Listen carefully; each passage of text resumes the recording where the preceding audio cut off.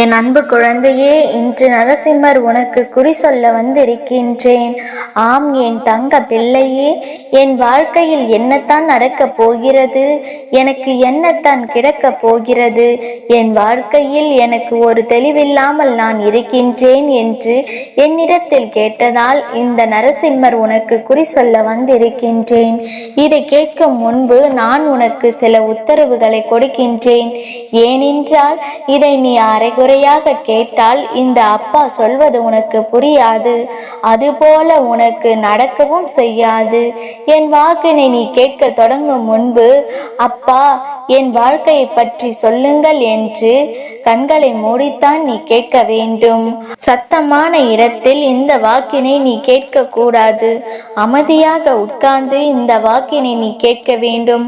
அப்பொழுது தான் இந்த நரசிம்மர் உனக்கு சொல்வது உனக்கு புரியும். அதை போலவே நீ கடைபிடித்து வந்தால் நீ நினைத்த காரியத்தையும் உன்னுடைய வேண்டுதல் எல்லாவற்றையும் இந்த நரசிம்மர் நடத்தி கொடுப்பேன். என் தங்க பிள்ளையே, அப்பா சொல்லக்கூடிய கட்டளைகளை நீ ஏற்றுக்கொள்கிறாய் என்றால் மட்டும் இந்த பதிவினை நீ கேட்க வேண்டும். ஏனென்றால் நான் சொல்லக்கூடிய வாக்கு தெய்வ வாக்கு. நான் சொல்லக்கூடிய விஷயம் உன் வாழ்க்கையில் நடக்கப் போகிறது. நான் சொல்வதை கேட்டால்தான் அது உனக்கு புரியும். அப்படி இல்லை என்றால் அது உனக்கு புரியாது. உன் அப்பா சொல்லக்கூடிய விஷயம் என்னவென்றால், அடுத்து உன் வாழ்க்கையில் என்ன நடக்க இருக்கிறது என்பதை பற்றி தான். அது உன் வாழ்வில் நாளை நடக்கலாம், அல்லது ஒரு வாரத்திலோ அல்லது ஒரு மாதத்திலோ கூட நடக்கலாம். ஆனால் இந்த அப்பா சொல்வது நிச்சயமாக உன் வாழ்க்கையில் நடந்தே தீரும் என்பதை நீ மறந்து விடாதே. இந்த அப்பாவின் சத்திய வாக்கு. நான் சொல்வதற்கு காரணம், நீ கண்ணீர் விட்டு அழுவதால் எனக்கு நடக்க வேண்டிய விஷயம் நடக்குமா, கிடைக்க வேண்டிய பலன்கள் கிடைக்குமா என்று 1000 கேள்விகள் உனக்குள் குழப்பத்தை ஏற்படுத்தி கொண்டு மன நிம்மதி இல்லாமல் வாழ்ந்து வருகின்றாய். இந்த மன நிம்மதியை உனக்கு கொடுத்து நீ என்னவெல்லாம் செய்ய வேண்டும் என்று நினைக்கிறாயோ, என்னவெல்லாம் செய்யக்கூடாது என்று நினைக்கின்றாயோ எல்லாவற்றையும் உன்னிடத்திலே சொல்லிவிடுகின்றேன்.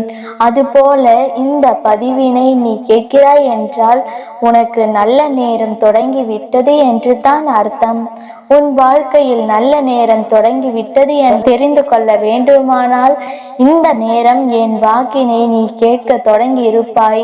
அப்படி உனக்கு நல்ல நேரம் துவங்கவில்லை என்றால் நான் உன் வீட்டிலேயே இல்லை என்று நிச்சயமாக நீ புரிந்து கொள்ள வேண்டும்.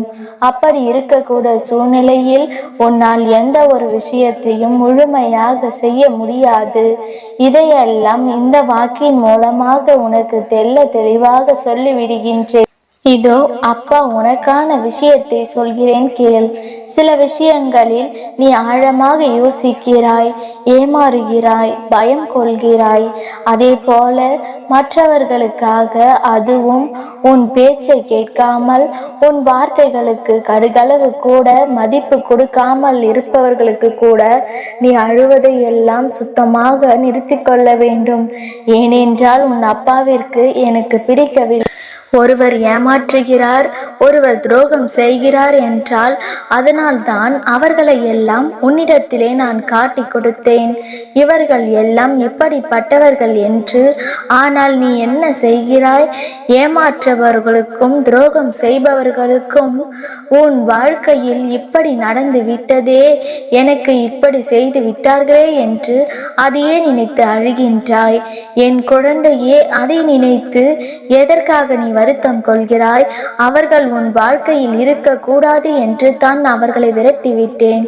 ஆனால் மீண்டும் வர வேண்டும் என்று நீ அழுது கொண்டிருக்கின்றாய்.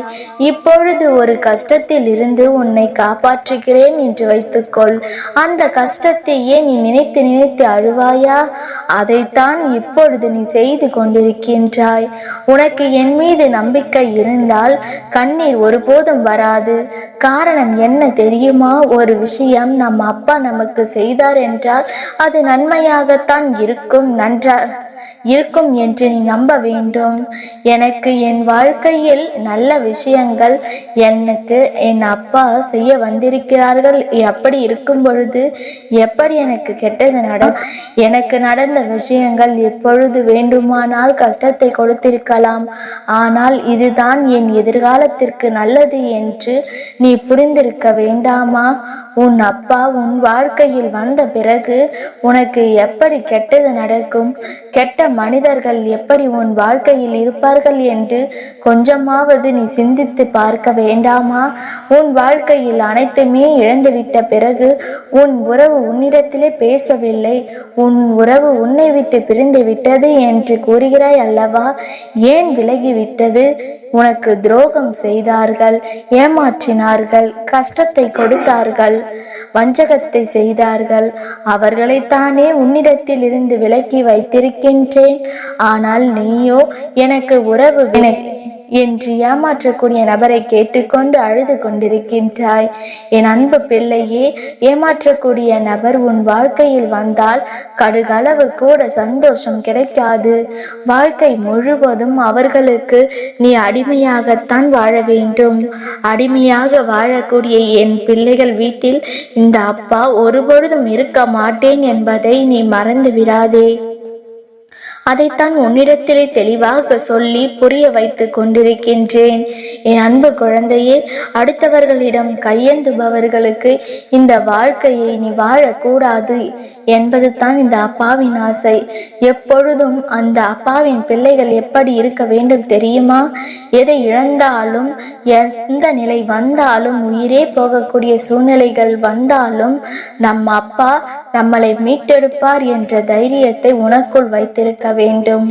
அப்படி தைரியத்தை நீ வளர்த்து கொண்டு விட்டால் உயிர் போகும் நிலை வந்தாலும் கூட இந்த அப்பா உன்னை மீட்டெடுக்க ஓடோடி வருவேன் என்பதை நீ மறந்து விடாதே. ஏனென்றால் நீ சர்வ சாதாரணமான பிள்ளை கிடையாது. இந்த அப்பாவின் வரம் பெற்ற பிள்ளை என்பதை நீ நினைவில் வைத்துக்கொள். இந்த நிலையில்லாத செல்வத்தையும் செழிப்பையும் பொய்யான உறவையும் நம்பி உன்னுடைய அப்பாவை நீ இழந்து விடாதே. ஏனென்றால் இப்பொழுது நீ அதைத்தான் செய்து கொண்டிருக்கின்றாய்.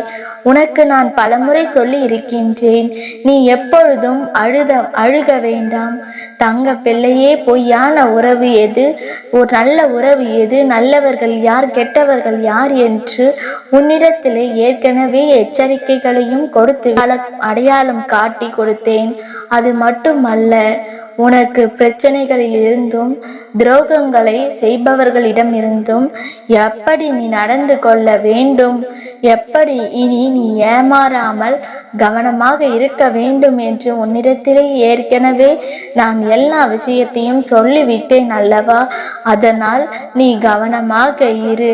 உன்னிடத்திலே பலவீனமான ஒரு விஷயமும் உண்டு, அதை நீ கொஞ்சம் திருத்திக் கொள்ள வேண்டும். யார் உன்னை விட்டு விலகி சென்றிருக்கிறார்களோ அவர்களை எண்ணி நீ ஒருபொழுதும் கண்ணீர் வடிக்காதே, அவர்களுக்காக நிற்காதே. உன்னை விட்டு விலகி சென்ற அந்த போலியான உறவுகளுக்கு, உனக்கு துரோகம் செய்த அந்த உறவுகளுக்கு, உன்னை ஏமாற்றவர்களுக்காக உன்னை நினைத்து கண்ணீர் வடிக்காத அந்த கல் நெஞ்சம் பிடித்த உறவுகளுக்காக உட்கார்ந்து அழுகின்றாய் என்றால் உன் வெள்ளந்தியான மனம் என்னை வருத்தமடைய செய்கிறது. என் பிள்ளையே, இப்படிப்பட்ட கலியுக காலத்தில் இப்படியும் நீ இருந்து கொண்டால் உன் வாழ்க்கை என்னாவது? என் அருகிலே அமர்ந்து நீ என்ன வேலை செய்து கொண்டிருக்கின்றாய்? நான் உன் இல்லத்தில் இருந்து கொண்டு இதையெல்லாம் கவனித்து கொண்டு தான் இருக்கின்றேன்.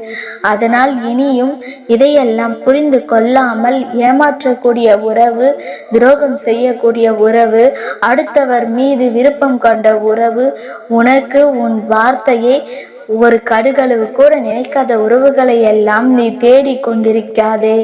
என் தங்க பிள்ளையே, அவர்களை எல்லாம் மீண்டும் உன்னுடைய வாழ்க்கையில் கொண்டு வர முயற்சி செய்யாதே. ஆனாலும் உன்னிடத்திலே பிடிவாதம் இருக்கிறது அல்லவா? அந்த பிடிவாதத்தை எல்லாம் நீ விட்டுவிட வேண்டும். உன்னுடைய எதிர்காலத்தை மட்டுமே நீ கவனம் செலுத்த வேண்டும். யார் யார் என்னென்ன தவறுகள் செய்தார்களோ அதற்கான தண்டனைகளை எல்லாம் இந்த நரசிம்மர் கையால் கையால் கிடைக்கும் என்பதை நீ ஞாபகம் வைத்துக்கொள். அவர்களுக்கு தண்டனை உடனே கிடைக்குமா, அப்போது கிடைக்குமா என்பதெல்லாம் நீ யோசித்து கொண்டிருக்க வேண்டாம். அது அப்பாவிடம் ஒப்படைத்துவிட்டு இனி உனக்கான எதிர்காலத்தில் நீ என்ன செய்ய வேண்டும் என்று மட்டுமே நீ யோசிக்க வேண்டும். இது என் சத்திய வாக்கு. உனக்கு எந்த வகையிலாவது இந்த அப்பாவின் உதவி கிடைக்கும். அது உன் பண பிரச்சனையாக இருந்தாலும், தொழில் பிரச்சனையாக இருந்தாலும், வேலை சார்ந்த பிரச்சனையாக இருந்தாலும், உறவுகள் சார்ந்த பிரச்சனையாக இருந்தாலும், உன்னுடைய உடல் நலம் ஆரோக்கியம் சார்ந்த பிரச்சனைகளாக இருந்தாலும் சரி, எல்லாவற்றையும் உன் அப்பா சரி செய்து கொடுப்பேன். உனக்காக உதவிகளை செய்ய உன் அப்பா இருக்கும் பொழுது நீ ஏன் வருந்துகின்றாய்? என் தங்கமே, உனக்காக உன் அப்பா எல்லாவற்றையும் செய்து கொடுப்பேன் என்ற உணர்வு உன்னிடத்திலே எப்பொழுதும் இருந்திருக்க வேண்டும். என் அப்பா எனக்காக அனைத்து விஷயங்களையும் என் வாழ்க்கையில் நிறைவேற்றி கொடுப்பார் என்று முழு மனதோடு நம்பிக்கையோடு இருக்க வேண்டும். உனக்கு பார்த்து பார்த்து இந்த அப்பா செய்யக்கூடிய விஷயங்கள் எல்லாமே உனக்காகத்தான். அது மட்டுமல்ல என் தங்கமே, இன்றிலிருந்து உனக்கு பிடித்த விஷயங்களை மட்டுமே உன் வாழ்க்கையில் நான் நடத்த போகின்றேன். என் மீது கடுகளவு நம்பிக்கை வைத்தால் போதும், உனக்கு மலையளவு மாற்றத்தை உன் வாழ்க்கையில் நான் நடத்தி காட்டுவேன். என் தங்கமே, உன்னை நடுத்தருவில் நிற்க வைத்தவர்களை இந்த அப்பா ஒருபொழுதும் சாதாரணமாக விட்டுவிட மாட்டேன். உனக்கு எப்பொழுதெல்லாம் வலிமை குறைகிறதோ அப்பொழுதெல்லாம் இந்த அப்பாவை மனதில் நினைத்து பார். உனக்கு 1000 மடங்கு வலிமையை பெறுவாய் என்பதை மறந்து விடாதே. உன்னுடைய வெற்றி உன்னை வந்து சேரும். இந்த அப்பாவின் துணை என்றும் உனக்கு இருக்கும். நல்லதே நினை, நிச்சயம் நல்லதே நடக்கும்.